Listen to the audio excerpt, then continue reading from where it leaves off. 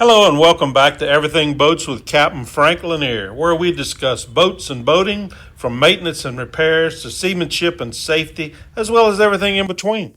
This podcast is a companion to my YouTube channel of the same name, so if you like and find it useful, be sure to subscribe and please check out my YouTube channel as well, where you'll find hundreds of informative videos on pretty much every boating topic imaginable.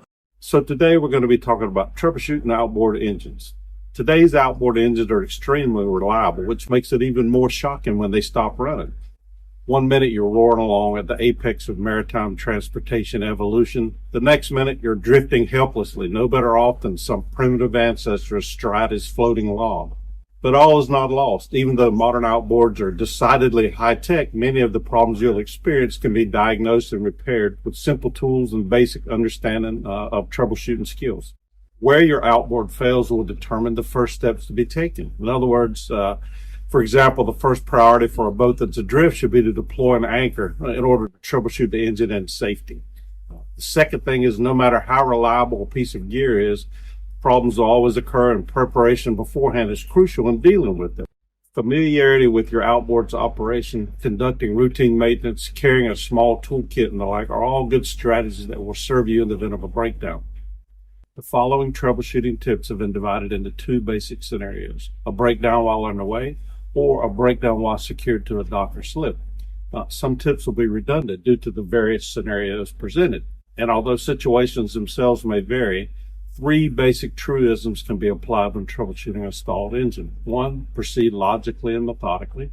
2, never assume anything. You got plenty of gas, kill switches in place, and so on, the simple things. And 3, check everything twice because there could be multiple problems. Finally, while this article is geared primarily towards small to mid-size outboards, the basic strategies can be used to troubleshoot most any outboard engine, regardless of size.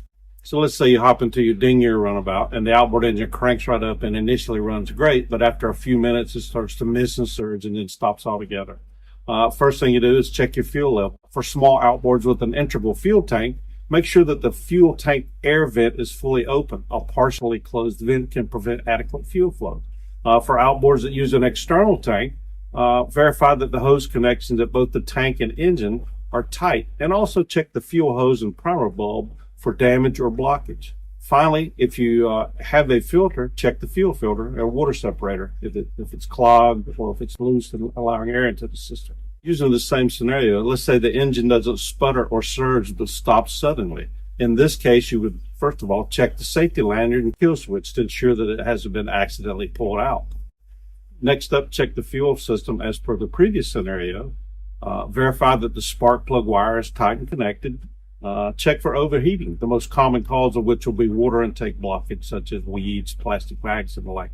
Always keep an eye on the telltale stream of water coming from your outboard while it's running. This lets you know the amount of cooling water flow is adequate. If the engine is running normally but the telltale isn't peeing freely, chances are it's simply clogged, a situation that can normally be corrected by threading a piece of stiff monofilament fishing line into the telltale and rotating it.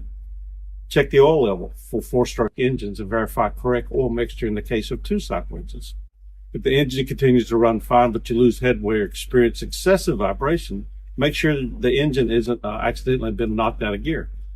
Inspect the impeller for obstructions, again, weeds, fishing lines and such, or damage such as a missing blade, dings, and the like. Check the engine mount hardware is tight and verify that the propeller is actually turning. If not, the shear pin may have broken. Okay, our next scenario, we're going to be talking about trouble at the dock. Okay, let's say you motor to the town dock, had lunch, and you're ready to head back home.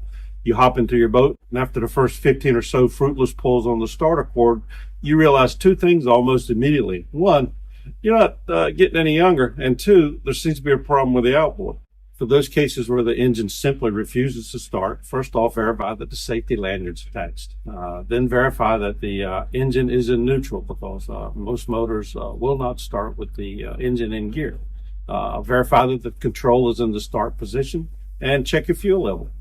Verify that the fuel shut-off valve is in the open position and that the fuel tank vent is open. For portable fuel tanks, verify all fuel hose connectors are tight and that the primer bulb is firm. You may also want to check that the arrow on the primer bulb, to ensure that the fuel line is connected the right way. Next up, ensure the spark plug wire is firmly connected and free from corrosion. Let's say that the outboard starts but misses or otherwise runs roughly. First thing you do, verify that the choke button is pushed in. In other words, it's in the off position. Check that the spark plug connection for looseness and corrosion. Pull and inspect the spark plug itself. Check gapping, clean it, or replace it if necessary.